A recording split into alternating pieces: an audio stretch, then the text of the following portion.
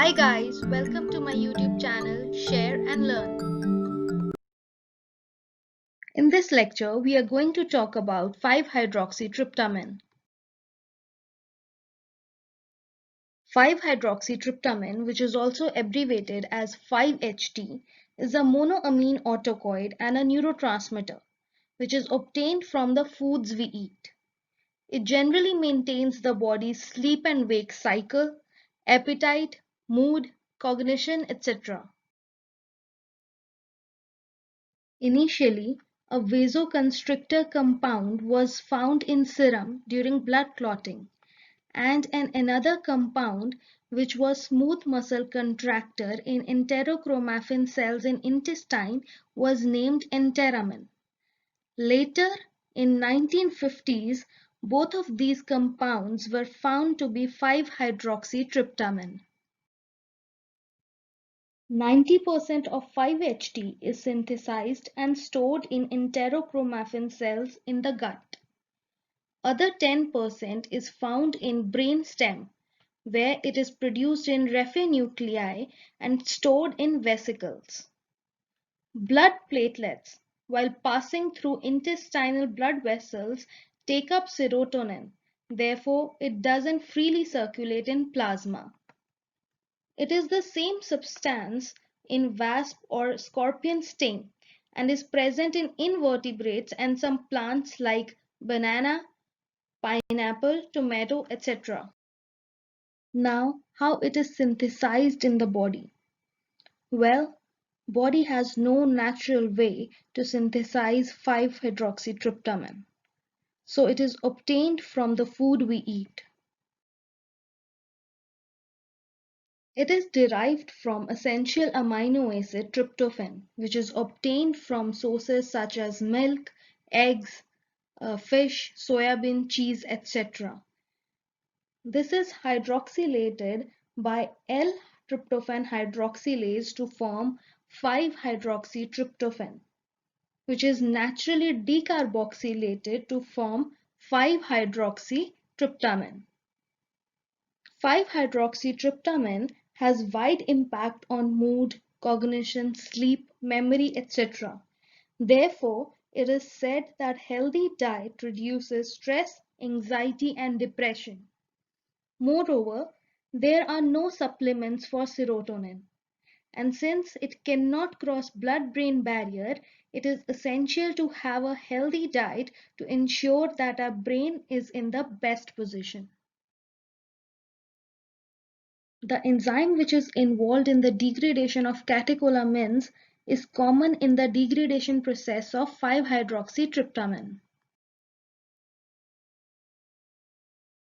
5-hydroxytryptamine is acted upon by monoamine oxidase to form 5-hydroxyindole acetic acid, and upon dual action of monoamine oxidase and dehydrogenase, it forms 5-hydroxytryptophol.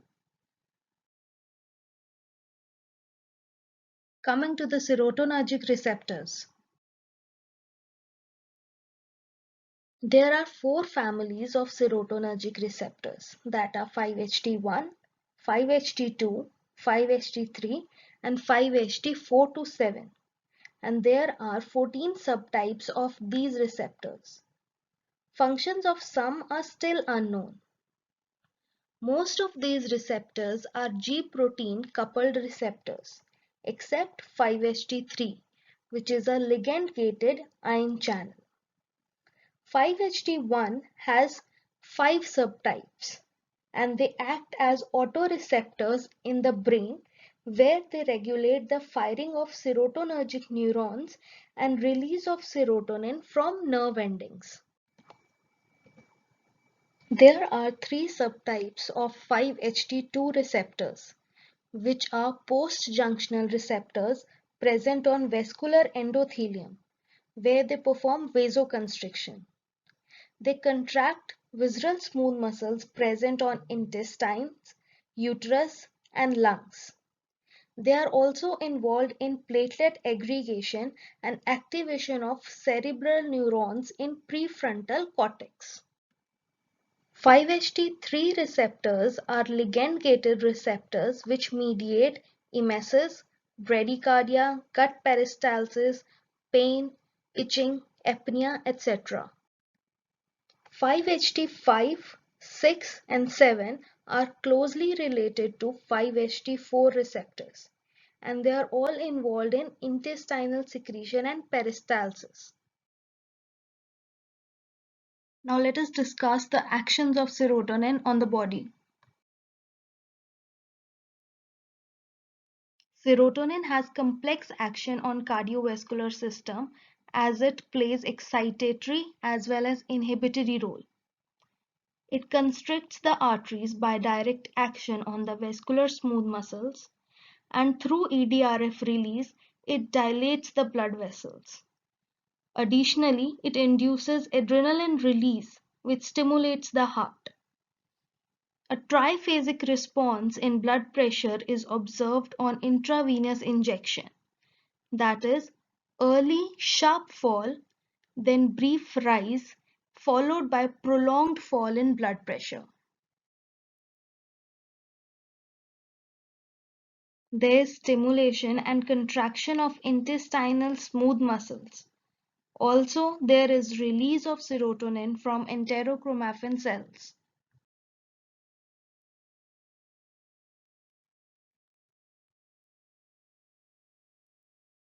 Both acid and pepsin secretion is inhibited and there is increased production of mucus. Therefore, serotonin has ulcer protective property.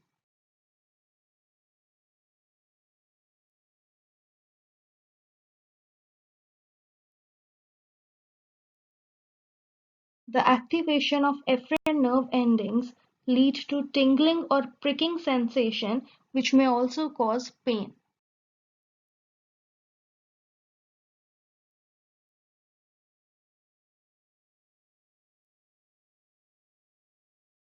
At high doses, serotonin can also cause apnea, that is cessation of breathing.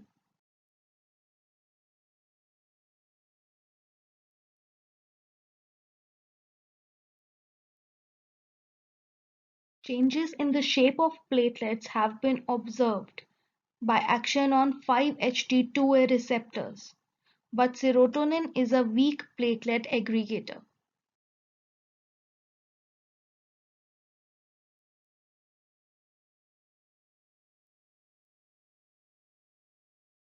It shows no CNS effects because it has poor penetration into the blood-brain barrier, but direct injection into the brain shows sleepiness, changes in body temperature and hunger patterns, and a variety of behavioral changes.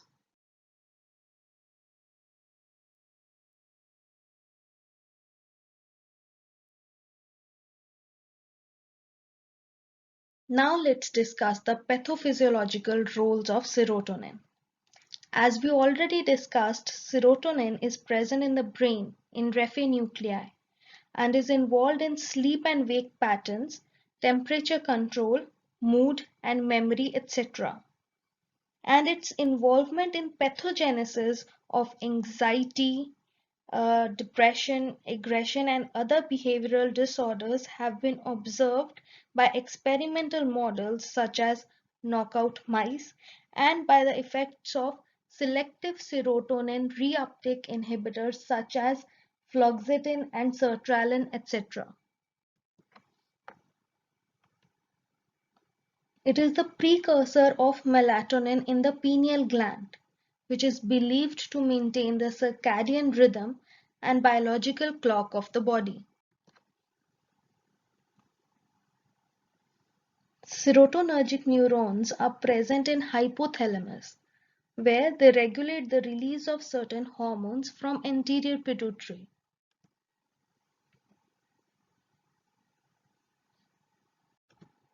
In case of injury to a blood vessel, platelet aggregation occurs, and during that process, 5-HT is released, which helps accelerate platelet aggregation and clot formation.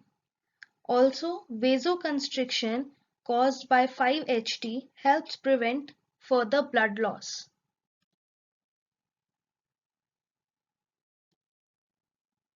5-HT initiates vasoconstrictory phase and is involved in neurogenic inflammation of affected blood vessel, which is the main cause of migraine. Nausea and vomiting, especially evoked by anti-cancer drugs or radiotherapy, is mediated by 5-HT release. Raynaud's phenomena is a vascular disease in which the blood vessels or small arteries that supply blood to the skin, especially the fingertips, toes, ears, and the tip of the nose, they constrict excessively in response to extreme cold. Therefore, there is limited supply of blood to these areas, turning these areas white. And release of 5-HT from platelets accentuate vasospasm that exacerbate this situation. Carcinoid tumor secretes large amount of 5-HT into the bloodstream, which causes bowel hypermotility and bronchoconstriction. And because of all these actions, 5-HT has limited therapeutic use. Now let us quickly talk about 5-hydroxytryptamine antagonists. We have divided 5-hydroxytryptamine antagonists into different classes such as 5-HT2A receptor antagonists. For example, cyproheptadine, which is an antihistaminic, which primarily inhibits 5-HT2A receptors and is used to control GIT disturbances and to increase appetite in children and poor eaters to increase the weight. The next drug in this category is ketanserin, which is selective 5-HT2A receptor antagonist, and it antagonizes serotonin-induced vasoconstriction, platelet aggregation, and bronchoconstriction. And this drug has proved to be helpful in Raynaud's syndrome. Next drug is methylsergide, which is 5-HT2A 2C receptor antagonist, and it antagonizes serotonin action on vascular smooth muscles. Therefore, it is used prophylactically in migraine. Next, we have dopaminergic antagonists, which have additional serotonin antagonistic property. They are also used as atypical antipsychotics. Clozapine is 5-HT2A and 2C receptor antagonist, and risperidone is 5-HT2A receptor antagonist. Other drugs in this category are olanzapine and quetiapine. 5-HT3 receptor inhibitors are also known as cetrons, like ondansetron, granisetron, and tropisetron. They selectively inhibit 5-HT3 receptors and help control nausea and vomiting following the administration of cytotoxic drugs.